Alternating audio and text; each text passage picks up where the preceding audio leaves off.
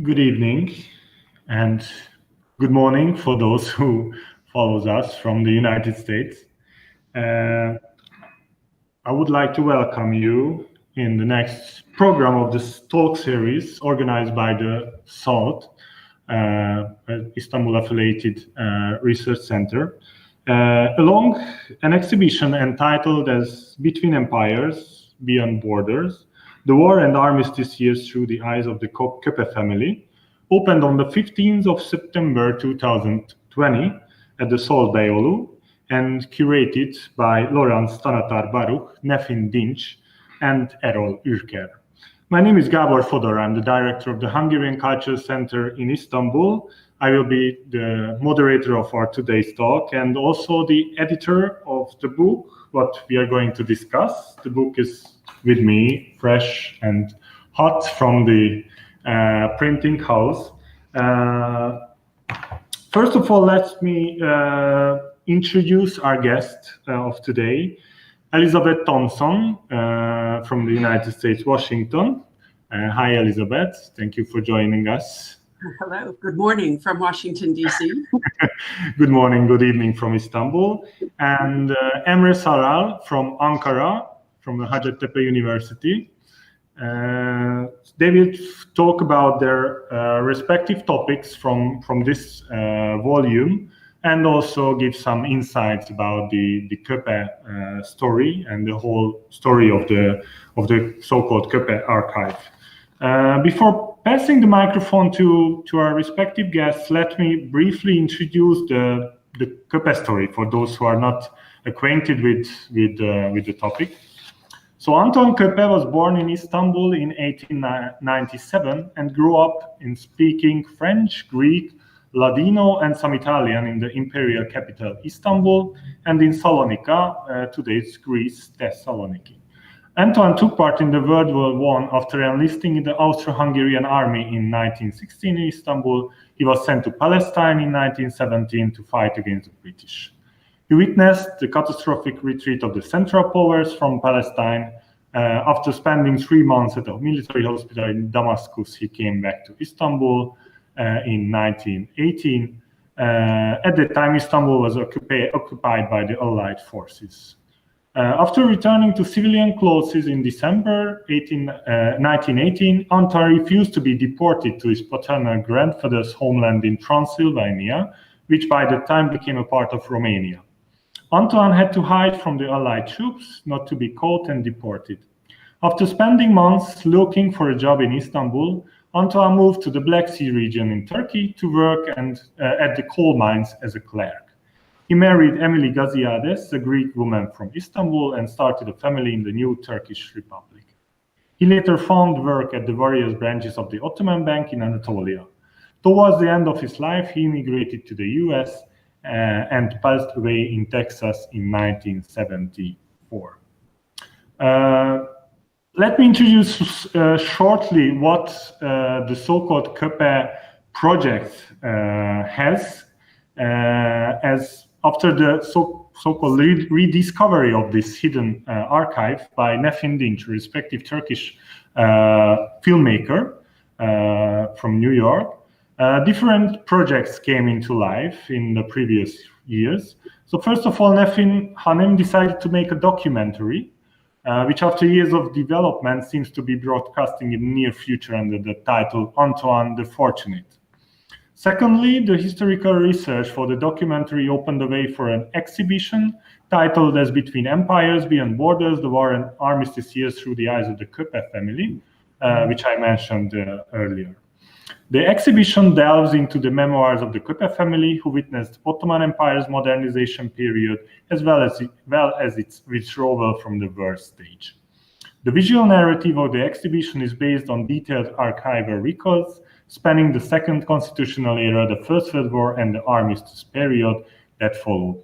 So if you are here in Istanbul, please visit the exhibition, which will be open until the end of December at the Salt Beyoğlu along the İstiklal Caddesi.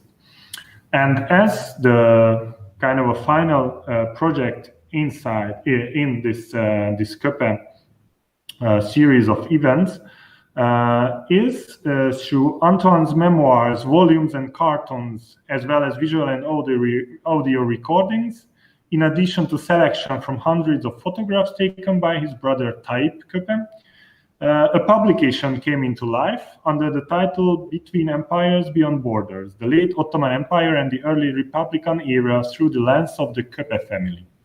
This volume intends to shed light on 8 different topics by 8 scholars from Turkey, France, Hungary, and the United States. Built on a family history as it moves from the 19th and 20th century and on the valuable family archive, this publication also draws attention to the different nationalities in the Ottoman Empire's capital, the mutability of the identities, the mobility of life, the city of Istanbul before and during the war, the Austria-Hungarian armed forces, and visiting notables in the empire. So shortly, an extraordinary journey from Salonika to Palestine front and from Turkey to the United States, seen in photographs, caricatures, and memoirs. So before, and this is my last word before passing the microphone to Elizabeth, we would like to express our gratitude to Elizabeth and Anthony Childes, who are the daughter and the grandson of Antoine Köpe, for sharing this amazing collection with us and also with the public.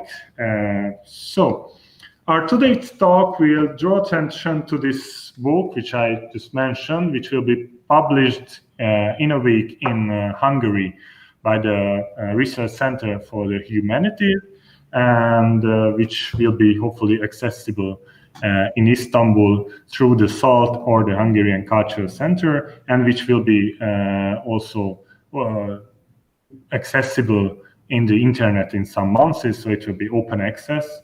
Our real aim was to reach as much people as we can. So, Elizabeth, let me just read some short CV, and then I will really pass the microphone to you. So Elizabeth Thompson is a professor of history and Mohammed Said Farsi Chair of Islamic Peace at American University in Washington, D.C. She researches the history of democratic struggles in the Middle East since the early 20th century, with a special interest in how gender, race, and foreign intervention have shaped popular movements. Research for her most recent book, How the West Stole Democracy from the Arabs, was supported by the Carnegie Corporation of New York and Woodrow Wilson International Center for Scholars. Thompson is also author of Justice Interrupted: Struggles for Constitutional Government in the Middle East and Colonial Citizens, Republican Rights, Paternal Privilege, and Gender in French Syria and Lebanon, which won 2 National Book Awards. So sorry for having too much speech today. Elizabeth, the floor is yours. Thank you so much for your very kind and eloquent introduction to the book and to myself. I come to this project with great pleasure. I met the filmmaker Nefin Dinç, 6 years ago, I believe, maybe 8 years ago, as part of a seminar we ran one summer for faculty on World War I in the Middle East. So my interest in the war grew from those summers with her and with scholars of the Balkans, of the Arab world, and of course, the central lands of the Ottoman Empire, but also in conjunction with other historians who have worked to rewrite the history of World War I in a more global sense. In particular, I joined a fellow Turkish Ottoman historian here in Washington, D.C., Mustafa Aksakal, in editing the Ottoman Middle East section of the online encyclopedia 1914-1918 online, which is kind of a landmark. 100 years after World War I, we have finally integrated the lands outside of Europe into the main narrative of what truly was a world war, but which has been narrated mostly as a war on the Western Front in northern France, and only marginally have the other peoples who joined in that war and who suffered from that war have been acknowledged in those main histories. So it's a great pleasure to take part in this exhibition and in this volume, and to work with Nefin Dinç on an edited, translated memoir of Antoine Köpe into English, which we plan to publish in the next couple of years. So let me then, with that preface, say that I approached the reading of this fabulous memoir. I mean, there are more than a dozen handwritten booklets with pictures and so on. Just not even booklets. They're like beautiful old-fashioned volumes, right? Lovingly written by Antoine Köpe as a middle-aged man for his children as a memoir. So I'm going to speak about two aspects that struck me as I read. First, the memoir as a text and as an act of preserving memory, if you will. And second, the memoir as from a sort of more analytical and professional historical point of view, rather than a kind of literary point of view, as a testament to the human geography of global change. And I think very relevant to our period today, in which we're seeing great movements of people.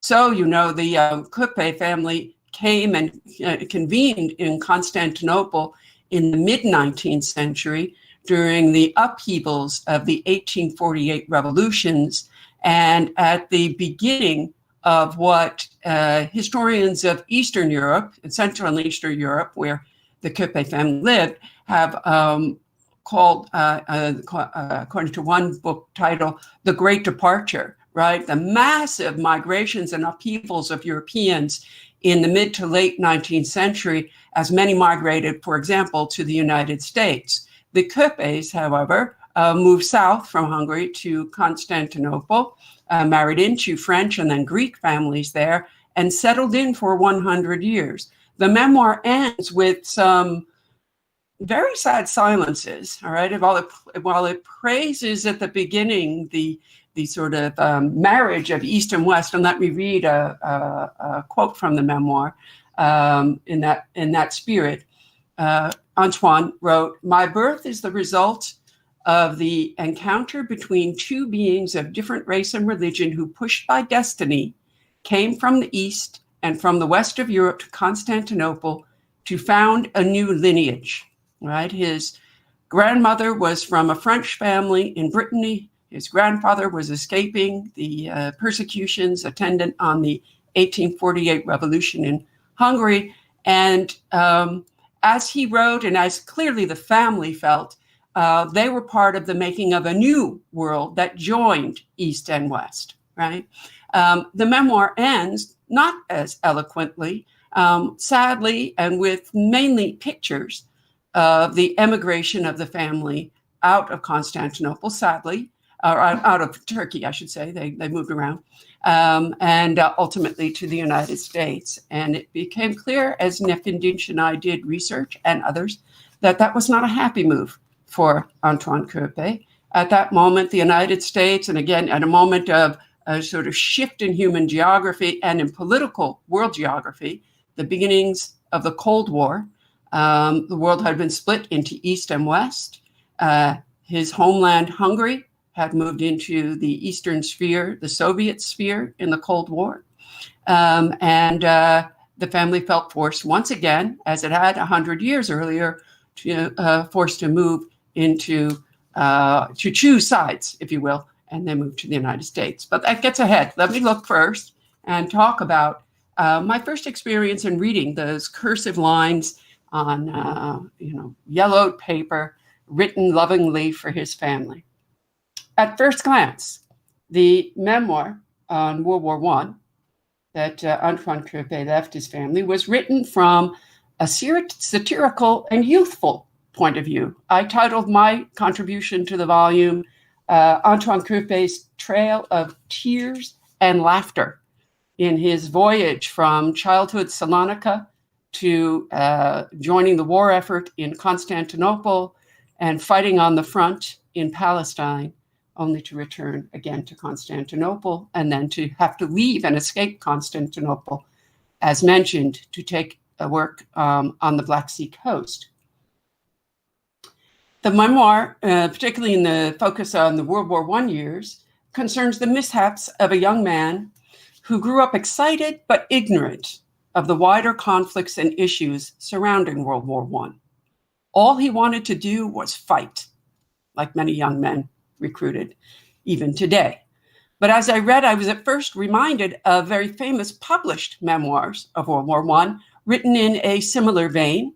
There was the first memoir written during the war that gained great notice in French by Henri Barbusse, called Under Fire. There was, in the 1920s, Erich Remarque's All Quiet on the Western Front, a German memoir about the grim experience of ordinary soldiers in a pointless war. And also equally famous, The Adventures of the Good Soldier Švejk by Jaroslav Hasek, the Czech writer who captured the war's absurdity and captured the hearts and minds of many who wanted to move on from the war in the 1920s. And so Antoine wrote, with his many mishaps, with a kind of dry black humor of, almost a zelig, an everyman passing through events that he had no control over, and so on. On second reading, however, important differences from those published versions of soldiers' experiences in World War I emerged. First of all, Antoine's memoir was written 25 years later, after World War II. What puzzled me as I considered this is that it retained the views of Antoine as his teenaged self. The memoir is not filtered through wider knowledge, things he may have learned later in life that might have made him understand his experiences in a different light. Rather, it seems it was written for his family in order to capture his experience and to preserve the past for generations to come. And here's the second point that's, I think, important to notice about his memoir.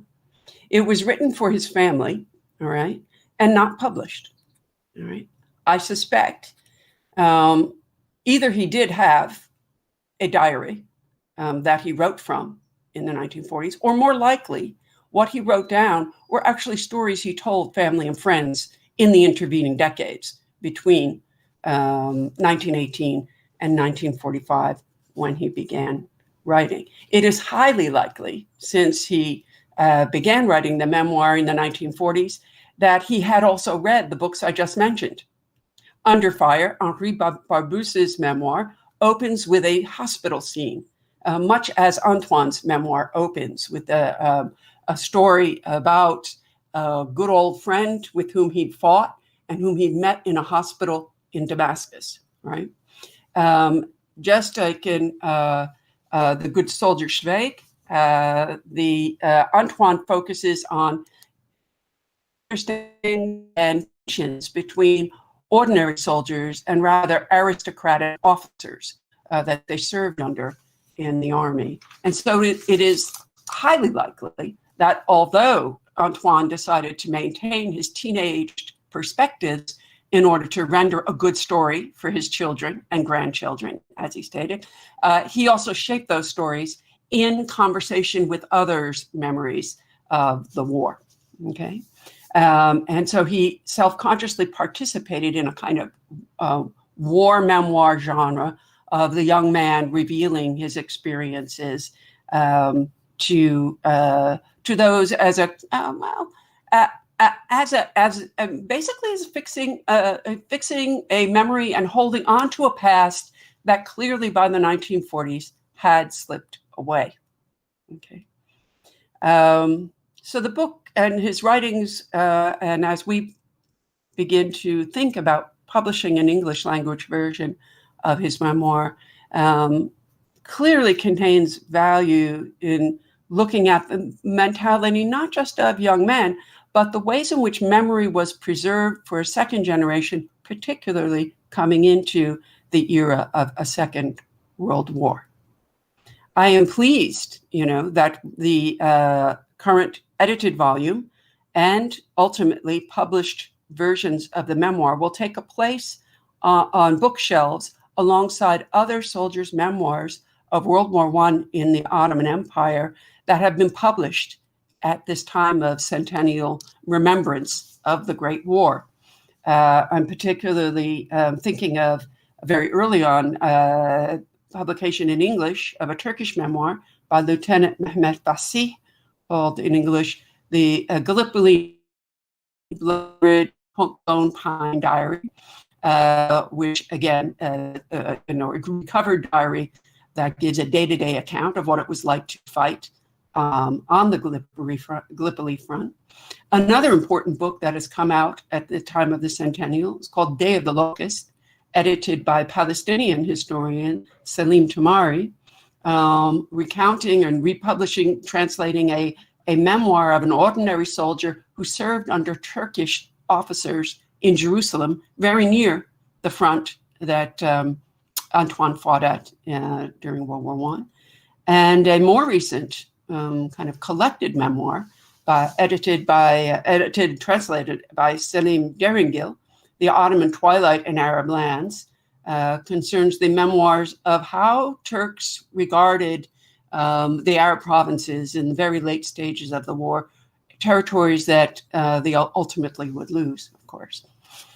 So as a historian of World War I see an exciting and a valuable contribution to our knowledge simply in reading the memoir as a commemoration and a preservation of events 100 years ago, and particularly of how damaging war experience was to a particular individual. But there is another level of interest ultimately that would concern maybe world historians, particularly historians who look at events like World War I not simply as military events, but as greater cataclysms that reorder the entire globe, and that in so doing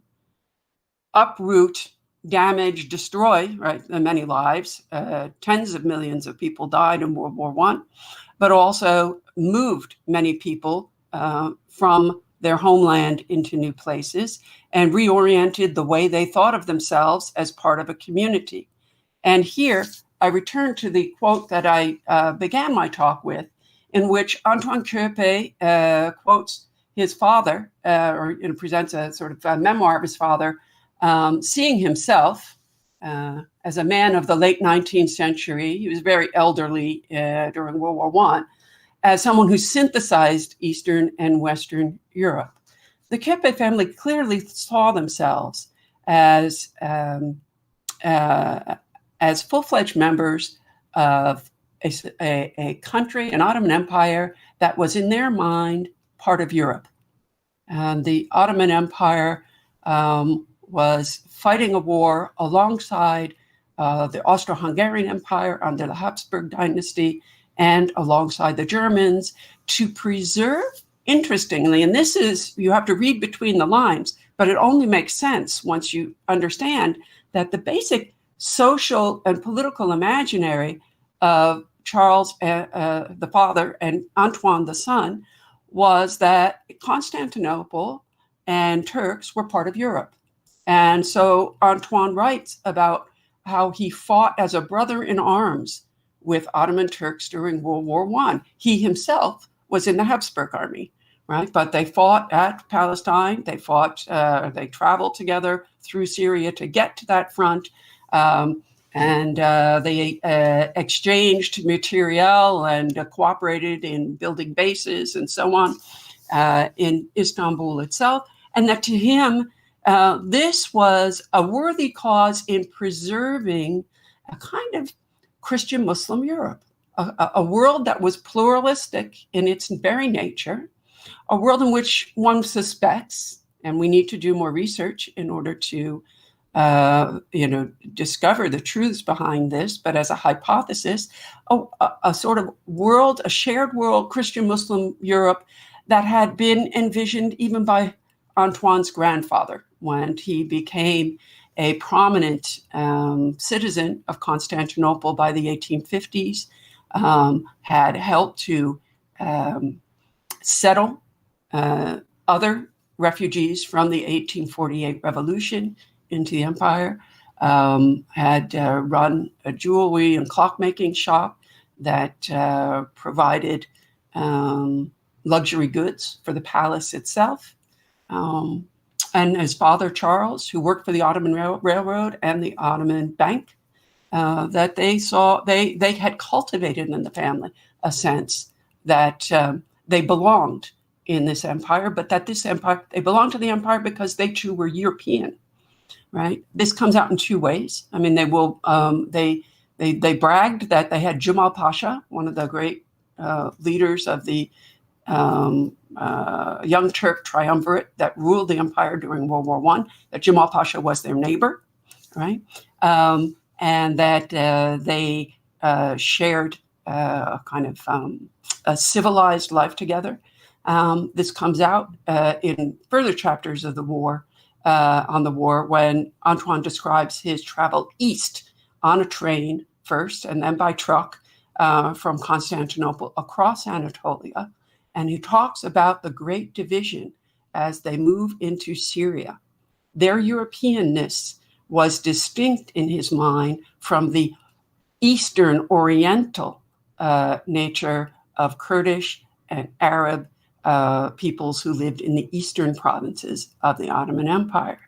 This perspective of Turkey in Asia, so to speak, in an old-fashioned way of talking, as being a foreign and eastern place is quite interesting to historians who look at World War I in the perspective of centuries, of the longer-term perspective, because, there was a time before the Köpes came to Constantinople when Hungary itself was considered the Wild East and not part of Western civilization. If you go back to the 17th and 18th century, the boundary between East and West kept shifting.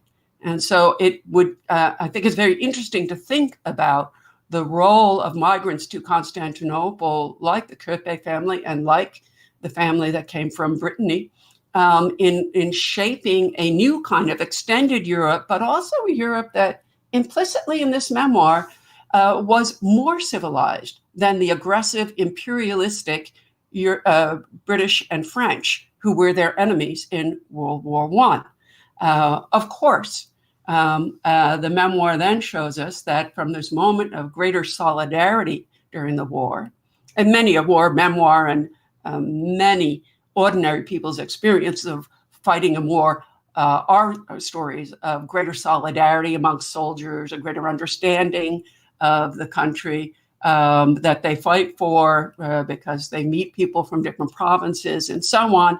Antoine himself learned better German, learned better Turkish during the war years and just afterward, right?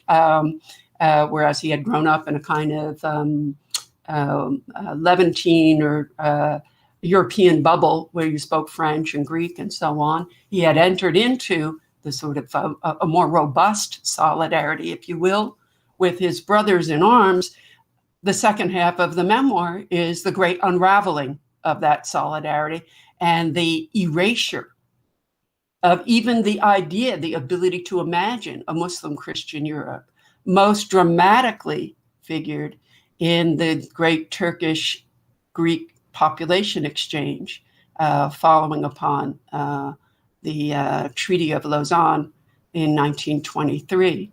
Köpe talks about seeing lines of Greek peoples leaving his mining town on the Black Sea, even as he and his Greek wife felt they had a secure place in the new Turkey. Antoine even writes about how he celebrated the independence of Turkey that Mustafa Kemal Atatürk visited his mining town and so on. And so it was a very rude awakening when later in the 1920s, he was fired for that job in order to give a place to a Turkish Muslim, and that he would discover that his family would never be granted Turkish citizenship despite his service in the war.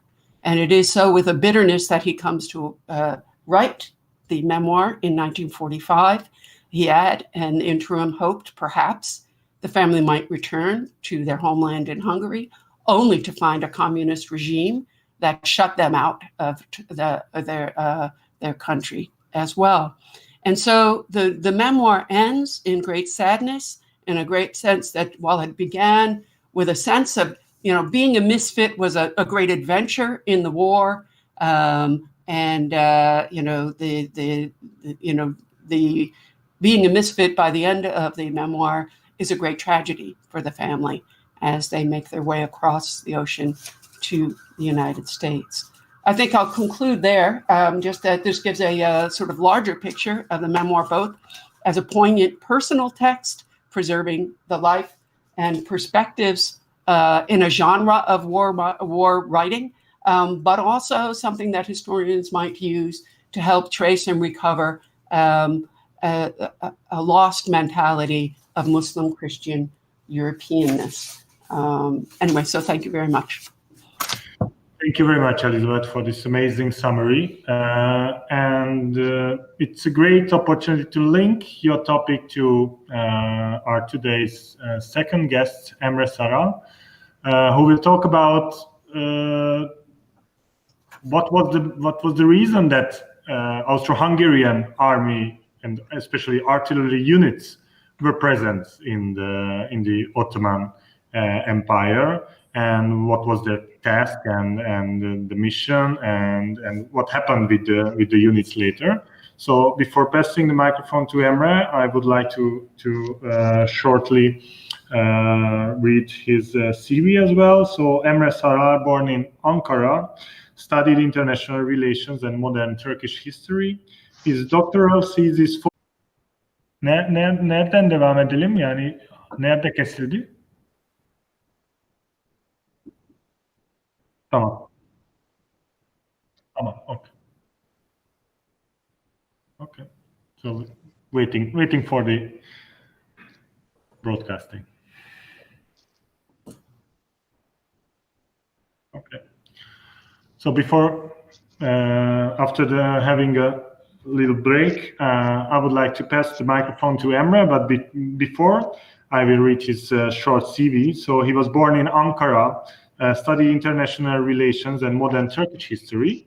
His doctoral thesis focuses on the relations between Turkey and Hungary between the two world wars. He is member of the Turkish-Hungarian Friendship Association in Ankara and the editor of the association's official webpage. Among other publications, he is the author of the only existing Turkish book on the Austro-Hungarian artillery unit in the Ottoman front, first published in 2012, and which will be published hopefully in some months with an extended version. He currently works as assistant researcher and teaches modern Turkish history at the Atatürk Institute in Hacettepe University, Ankara. So Emre, the floor is yours. Thank you very much, Gábor. Dear followers, ladies and gentlemen, dear colleagues, today I would like to draw a general framework on the Austro-Hungarian involvement on Turkish fronts in World War I. As Gábor stated, considering the relations between the Ottoman Empire and Austria-Hungary during World War, it is commonly known that a corps of the Ottoman army consisting of around 115,000 soldiers fought in Galicia to assist the Austro-Hungarian army in their campaign against Russia. In comparison to this collaboration, it is relatively less known that around 7,000 and 12,000 troops from the Austro-Hungarian army fought on the Turkish fronts, mainly in Gallipoli and Sinai, Palestine, until the very end of the war in 1918. The major share of these forces undoubtedly belongs to the artillery. They arrived in Turkey for the first time on the Gallipoli front in late November 1915 with the aim of expelling enemy forces. With the passage of time, various batteries were given different tasks, including the defense of the Gulf of Izmir, training the Ottoman artillery, taking part in the first expeditionary force on the Sinai front, and the defense of Palestine. They were also involved in humanitarian activities. For example, against the famine caused by the locust plague of 1916 and 17 in Palestine, the Austro-Hungarian field kitchen regularly baked and served bread to the people of Jerusalem. Military doctors treated not only soldiers, but also civilians against illnesses such as typhoid, typhus, cholera, malaria, and diarrhea in field hospitals located in Jerusalem and Nazareth. Open-air movie theaters and concerts organized by military band and Hungarian gypsy orchestra attracted crowds. Around 500 Austro-Hungarian soldiers voluntarily took part in extinguishing a huge fire in the downtown of Istanbul in 1918, for which they were greatly appreciated. Here, we should determine the reasons why Austria-Hungary sent troops to Turkey. First of all, it aimed to regain its political and military prestige in the international arena.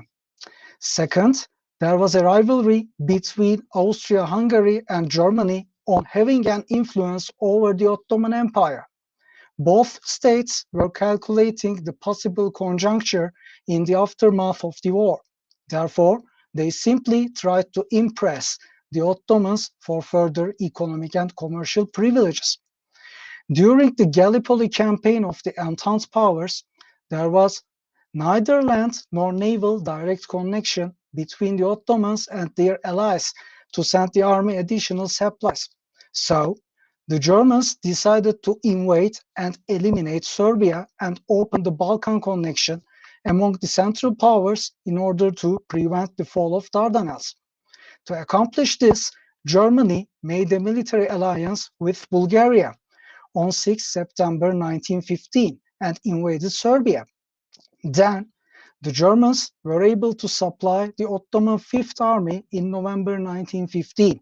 The field guns of the Ottoman army were only effective against assaulting Allied troops or naval vessels. The Austro-Hungarian mortars and howitzers produced in the Skoda factory in Pilsen were the best and unrivaled artillery of the period. So, two batteries, these are a motor mortar battery and a howitzer battery, were also brought to the front. They played a pivotal role in the withdrawal of the Entente powers in January 1916. After the end of the campaign, Austro-Hungarian artillery remained Turkey and trained the Ottoman army. The well-trained Turkish artillery were successfully utilized in the Turkish War of Independence. The Austro-Hungarian troops took part in the Suez campaign and defense of Gaza between 1916 and 1918, respectively. Mountain howitzers became essential for the Ottoman army against the British and Anzac troops defending the Suez Canal, and German artillery lacked such cannons for fights in a mountainous terrain. So, the Austro-Hungarian artillery was expected to fulfill this gap. Among the artillery classes, particular emphasis should be made on a division called von Marno. The total strength of the division was 22 officers and 813 soldiers, who were mostly of Hungarian origin. It participated in all of the battles on Sinai and Gaza fronts, and fought together with the Ottoman army from early summer of 1916 until the very end of the war in late October 1918. The arrival of von Marno to Jerusalem on 9 April 1916 had good repercussions. A huge cheerful crowd welcomed them. They attached a special importance to this occasion, as they thought they were having advantage in their rivalry against the Germans, as I stated previously. The division attended the unsuccessful Suez assault, and this resulted with a withdrawal. From that moment on, the British counterattack started, and until the end of the war, the Hungarian troops challenged difficult circumstances. We could assert that the year 1917 was more difficult than the previous one. Within this year, 3 battles for Gaza broke out, which resulted with the withdrawal of the Ottoman troops. This opened the road to Jerusalem to the British forces. They began to siege the city on 7th of December, and the city fell down on the 9th. In the meantime, in May 1917, a new battery called the Austro-Hungarian 10-centime cannon battery number 20, where Köpe also involved in. Ottoman forces were able to maintain the Turkish fronts for another 6 months after the fall of Jerusalem. British troops started the decisive attack on 18 and 19 September 1918. Between 19 September and 26 of October, British forces held as prisoner nearly 3,700 soldiers of the Central Powers. The casualties of Austro-Hungarian artillery was 540 deaths, and 12 cannons were destroyed. In late October, the Ottoman Empire surrendered and Armistice of Mudros was signed. In accordance with the relevant clause, the Ottoman army was totally dissolved. The Austro-Hungarian batteries were recalled to Istanbul. The entire Austro-Hungarian troops were obliged to leave the Turkish territories within 3 months. They first gathered at certain meeting points on Asian side of the Ottoman capital, and afterwards they were taken to their homelands in groups between January and May 1919. Around 9,000 Austro-Hungarian soldiers were kept as prisoners during the fights. They were released and able to return home in the end of 1990. Within this limited time, these are the things what I would like to summarize, and thank you for your keen interest. Thank you very, very much, Emre. It was very enlightening to know what was the real mission and what was behind of the presence of this mountain howitzer unit. So slowly let's pass to the questions. If there are, we are waiting for having it through the YouTube channel. But first of all, let me ask some questions to our today's speaker. So first to Elizabeth, one thought about the memoirs, because we are humans, we can make all the times mistakes. So what do you think, what are the mistakes or the distortions of the memoirs on the Palestinian front and the so-called Arab regions of the Ottoman Empire? Oh, everything I say will be qualified once I learn more about Emre's research on the experience of the Austro-Hungarian units deployed there. I look forward to learning more. But one of the running and very disturbing misapprehensions, and I can only assume it's because he was repeating what was said around him, right, is that they were denied food by Arabs. There are many moments in the period of moving south through Syria towards the front and then moving back up towards, he spends several months in Damascus in a hospital in the winter of 1917, 1918. He talks about Arabs who won't give them any food, although they're very hungry, giving them purposely bread that had been filled with pebbles and sand and things of that sort, Arabs as traitors and so on. And this was a very, very tense time between Turks and Arabs in that there had been an Arab revolt that broke out and in Arabia against the oppressions that people in the Arab provinces felt the Turks had visited upon them, and which are detailed in that diary that I mentioned about life in Jerusalem under the Turkish officers. And certainly Selim Deringil's set of memoirs from the Turkish point of view about the Arabs confirms the idea that there was a lot of negative talk about Arabs, even though in the year 1917, the vast majority of Arabs who had been recruited into the Ottoman army were still fighting, right? There was growing desertion, but by no means were Arabs, by and large, traitors to the Ottoman cause at that point. They would meet a few of the rebels in Palestine in concert with the invading British in very late 1917. So that is a very unfortunate misapprehension, I think, that perpetuates the idea that, and that Antoine uses to reinforce the idea that somehow Arabs are dishonorable people and not as civilized as the Turkish and Austro-Hungarian soldiers. Thank you very much. It's a very, very interesting point, and I think this is a very how to say high topic. I mean, the Ottoman-Arab relations explicitly. Well, let me just add that we only know in retrospect. Well, no, we knew. I mean, it was known by 1917 that tens of thousands of people living in Mount Lebanon and in Syria had died because of a famine during the war. Right? And the Turks, in the end, rightly blamed the Allied blockade as responsible for depriving the coastal region of needed grain, right? But that Antoine makes no mention of the fact that Arabs at that time themselves were starving, and in fact describes how he is well-fed in that Damascus hospital, so well-fed that he gains a lot of weight, right? Weight that he would lose upon returning to Constantinople. The food was short in the capital city as well, right? But there was not mass famine in the Turkish-speaking portions of the empire the way there was in the Arabic-speaking portions of the empire.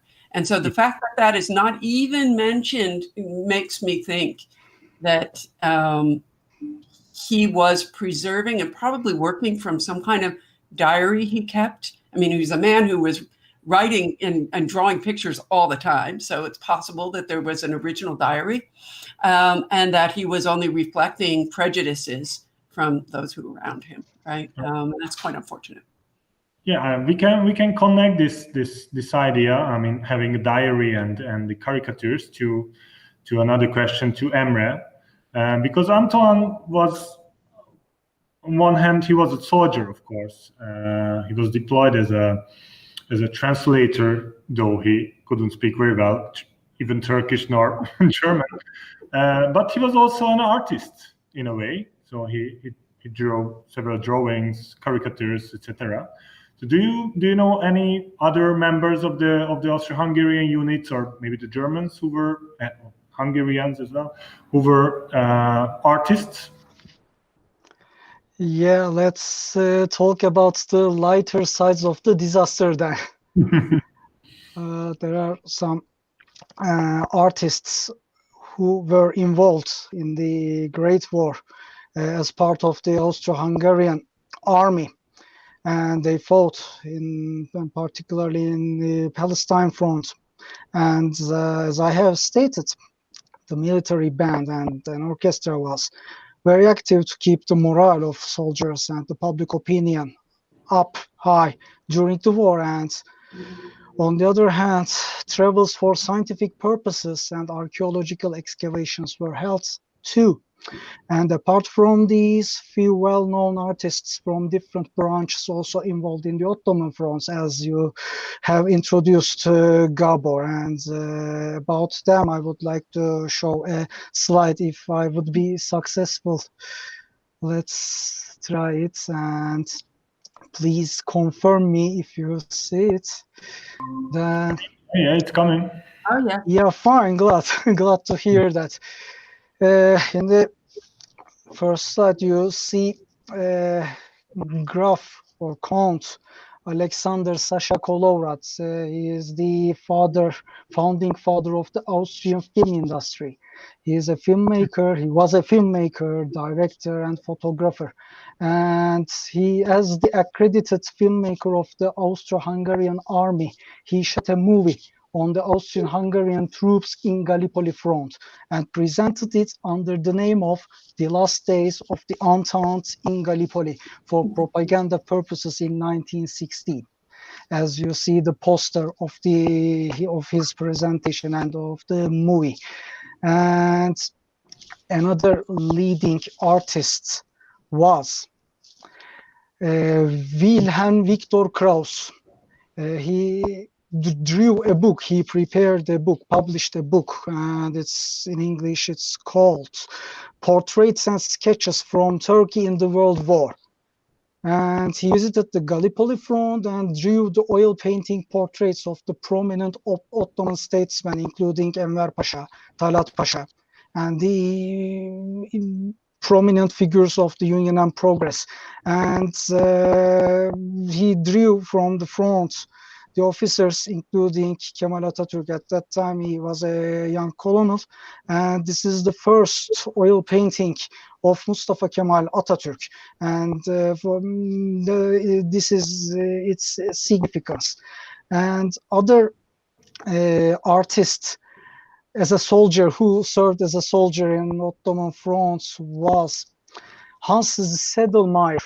He was an art and architecture historian, and he served his military duty as lieutenant on this well-known 10-centimeter cannon battery. And he inspired from Islamic and Byzantine architecture and during the war. And following his return to home, he decided to study art history, and he later became a leading professor in that field, in that subject. That's why this is very important. He worked and he taught classes in the Technical University of Wien and also the university in Munich.